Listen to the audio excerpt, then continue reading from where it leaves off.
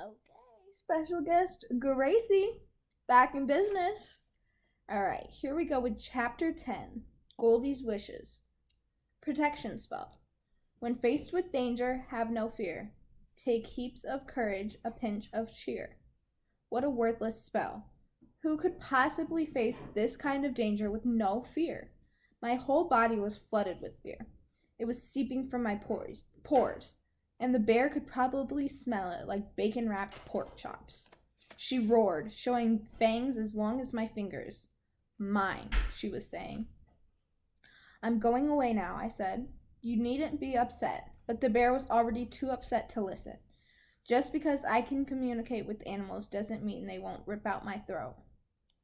The bear lunged, swiping her claws at me. I raised my arm as the claws raked down my cloak, shoving me to the ground. One claw grazed the top of my cheek. Soon my name and destiny would be fulfilled, red as blood. I closed my eyes. The end. Here, bear, said a voice, not my own. The bear grunted and turned. I squinted to see. Directly behind the bear was none other than Goldie. She was standing right in the swarm of bees, her hands full of dripping honeycomb. Here, bear, come get some honey, she coaxed like she was talking to a puppy. The bear grunted again, but got down on all fours and lumbered toward Goldie. She backed away, waving the honeycomb, then threw it into the bear's cave. The bear ambled to it, snuffling hungrily. Goldie ran to me. How did you? No time! Hurry, before the bear comes back. She helped me to my feet, and we ran together, this time from a real bear, and I had the slightest twinge of guilt for the time that I made Goldie think a bear was chasing her in the woods when we first met.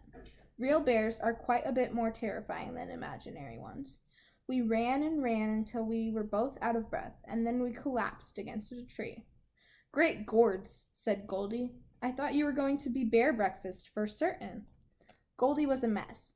Her curls were a ratty tangle, her dress was torn and smudged with dirt, and her face was covered in red welts.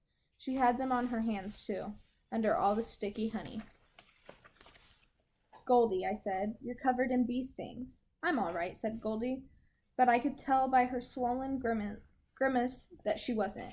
Luckily, I knew a quick remedy for burns and stings. It was one of the first potions Granny taught me. It had only one ingredient, and I always carried it with me. Soothing salve. Witch spit. I spat on Goldie's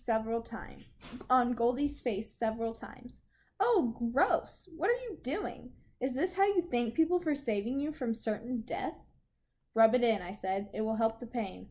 Goldie wiped her face, looking disgusted. But then I could tell it was helping. The swelling was going down, and her whole face relaxed. Spit on my hands, she begged. But you didn't say please, I said in a teasing voice. Red, she scolded.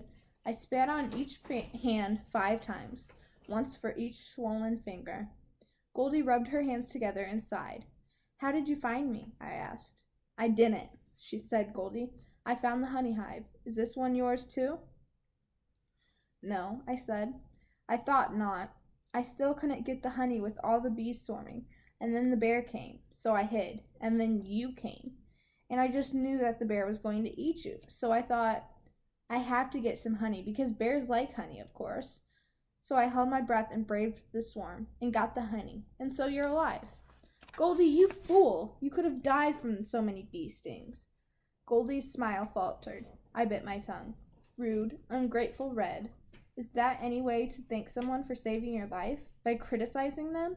But thank you, I said. That was very brave, and if you hadn't nearly gotten stung to death, I'd surely be dead.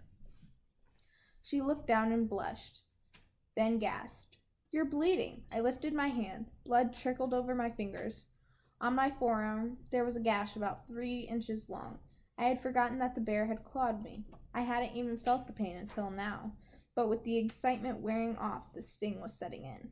Do you want me to spit on it? Said Goldie. No, thank you, I said. It doesn't help with cuts, only burns and stings. I pressed my cloak over the wound to stop the bleeding. Well, at least your cloak isn't destroyed. It suits you so well. I inspected my cloak. There wasn't a single tear, not a thread out of place. It was completely whole. But how? I had distinctly felt the bear's claws raking down my shoulder. Surely they would have ripped the fabric. Well, I suppose I should be on my way, said Goldie, twiddling her fingers. What way is that? I asked. I'm not sure exactly. I was still hoping to find another dwarf, see if he could help me get a love potion, but I don't know which direction. Oh, bother. I'd forgotten about the love potion. Goldie, I really think you should forget about the love potion. Do you really want to make a boy love you? Even if it works, it won't be real. Love isn't love unless he chooses to love you, right? Goldie's eyes went wide. Her chin trembled. I don't need the love potion for a boy. I need it for my mummy. Your mummy? She nodded. Her eyes brimmed with tears. Now that there's no more gold in the mountain, there's nothing special about me. And Mummy doesn't love me anymore. The tears came pouring out, running in rivers down her cheeks. I opened my mouth and closed it again. This is not what I had expected. Perhaps my mother thought me a little odd.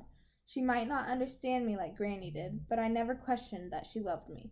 All mothers love their children, don't they?